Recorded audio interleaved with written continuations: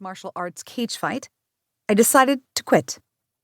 My plan was to get into business school and then pivot my career toward an area of finance called investment management, a sector that was worlds apart in terms of culture. From what I could tell, investment management had a vibe that felt less like a death match and more like the world of professional tennis, competitive and demanding, yet in a civilized setting. After all the time and expense the company had invested in my London training, I was sure my bosses would be furious that I was leaving the 2-year program early. I steeled myself for the recriminations sure to come. To my surprise, they never did. Instead, the executive managing director to whom I submitted my resignation responded wistfully, "We'll miss you, Manisha, but good for you.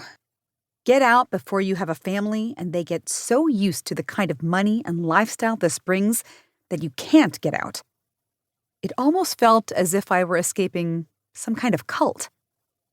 In fact, as word of my leaving trickled out, 2 additional highly respected executives each brought me into their offices, shut their doors, and bid me farewell with nearly identical sentiments. They both said it with such a mix of bitterness and resignation that I can still hear their prescient warnings today.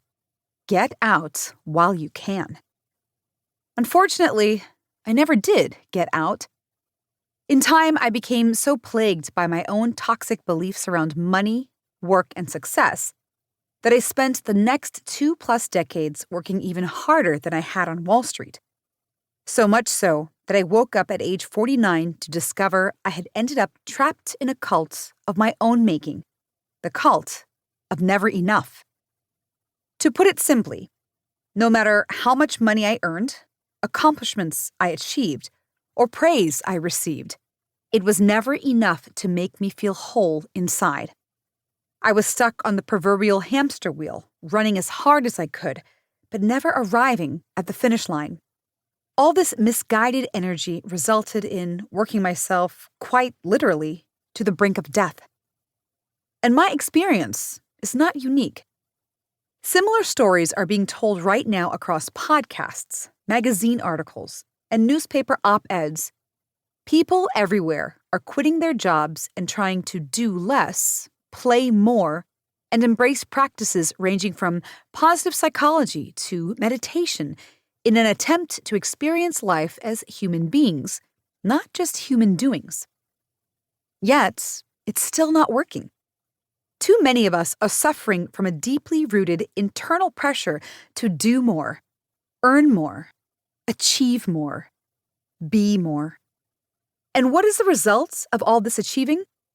Burnout, depression, loneliness, and a sense that no matter what we do, it's just never enough. As a longtime member of the cult, I've struggled with these exact same feelings. But today, I am finally free. I can look back at the decisions that drove my prior destructive behaviors with serenity and grace. And what I've come to realize is that far too many of us live our lives to optimize the soul-destroying equation of self-worth equals net worth. That's why I have written this book. I want to share a new equation, one that liberated me and will empower and set you free as well. Financial health plus emotional wealth equals Moneyzen. Moneyzen is a concept I coined roughly a decade ago to describe a brand of financial well-being that focuses on financial health as a precursor to emotional wealth. Back then, I'd tell anyone who'd listen that Moneyzen was a harmonious state of mind, one in which you'd finally found a sense of calm, confidence, and clarity around the role that money plays in your life. That definition remains spot on. But in retrospect, there was a flaw in my thinking when it came to the actions required to fully achieve this state. My mistake was believing that simply acquiring greater knowledge about personal finance, the money part of the phrase, would naturally yield a byproduct of calm and control, or Zen. Said differently, I thought that mastering things like successful debt management and sound